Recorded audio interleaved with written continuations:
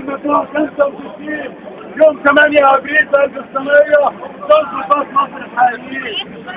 دول الضباط اللي قالوا عايزين مدنية، دول الضباط اللي قالوا الحزب العسكري لا، يا مجلس عسكري لا، ارفع ايدك عن مصر وارجع حدودك.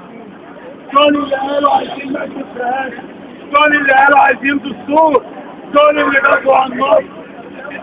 المقاتل التاريخي اللي كلنا شفناه على التلفزيون بتاع الجزيرة وغيره بيقرع الكشافات وبيرميها في قلب الدبابة. المقاتل أحمد شومان، هذا الهمام، هذا الشاب المصري الشريف، الضابط الحق، المواطن الحق، ضابط الجيش اللي مني ومنك، واللي تم اعتقاله لما انضم للثورة ورفعوها للكاف وتهمته ان هدف باسم مصر، شعب وارض وتاريخ ومقدسات، وكان عقوبة جريمته الحكم في مصر اعتقال والحكم عليك 15 سنة.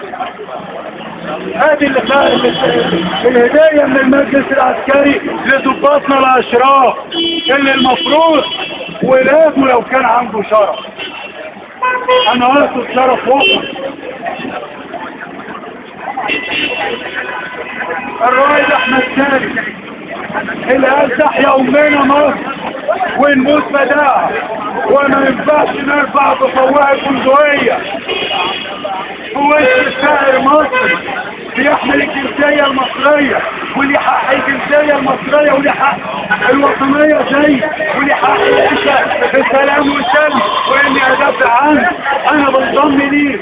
كان الناتج انه دلوقتي ورا الضباط السجن الحربي وكان بتعذبه على ابشع نقاط لما اجتمع السيد المشير السنة اللي فاتت فأهالي ضباطنا الشهداء الأبرار وضباطنا اللي موجودين حاليا في محبسهم قال لهم بالنصر أنا مش عارف ولادكم ازاي تضموا مع رعاع التحرير وصفنا بأننا رعاع.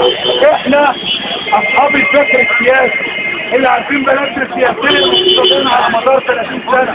بل 60 سنة أصلا ماشية ازاي وراحة فين وجاية منين واتباع منها ايه والتاجر فيها ازاي والتاجر بشعبها لصالح القضية الصهيونية ازاي والكبر المتفقين قال علينا رعاية. احنا اللي كان زملاتنا بيقعوا على ايدينا من قبل القناصات اللي من فوق رمسيس هيلسي واللي من فوق مجمع التحرير وكانوا بيقعوا على ايدينا شهداء بطلقات الرصاص هنا وفي القلب تحديدا مش في اماكن ثانيه. احنا اللي وقفنا قدام الخرطوش قبل محمد محمود ولما جه محمد محمود الاول والثاني ومجلس الوزراء والصحن اللي حصل من 25 يناير ل 28 لغايه 11 فبراير واول ما اتنحى الكلب. احنا اللي وقفنا قدام الخرطوش واحنا اللي فتحنا السبرمه للنيران واحنا الثوار. وكان الناتج اللي المشير قال علينا رعاع. احنا مش رعاع والضباط المحبوسه دي مش رعاع. كل ضابط جيش اتحط ورا الوصول للتضامن مع الشعب المصري مش رعاع.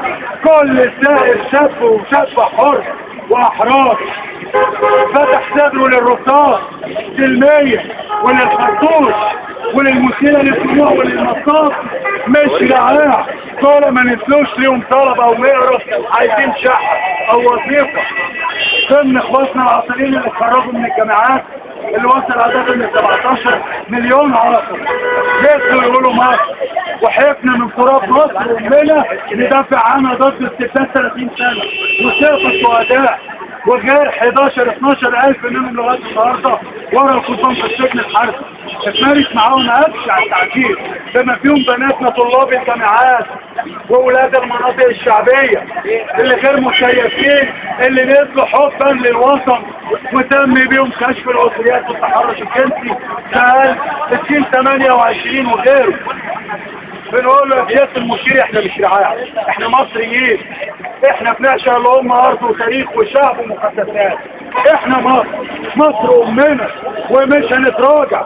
والاستشهاد في سبيل مصر شرف، شرف يا عسكري، شرف يا سيادة المشير. ضباط الجيش الحقيقيين بتوعك الأشراف اللي دافعوا عن الثورة انت حطيتهم في السونة. ليه؟ تهمتهم ايه؟ حب مصر. لو حب مصر تهمة كلنا مجرمين، كلنا مجرمين بحب الوطن، كلنا مجرمين بحب التراث المصري بتاع الشعب.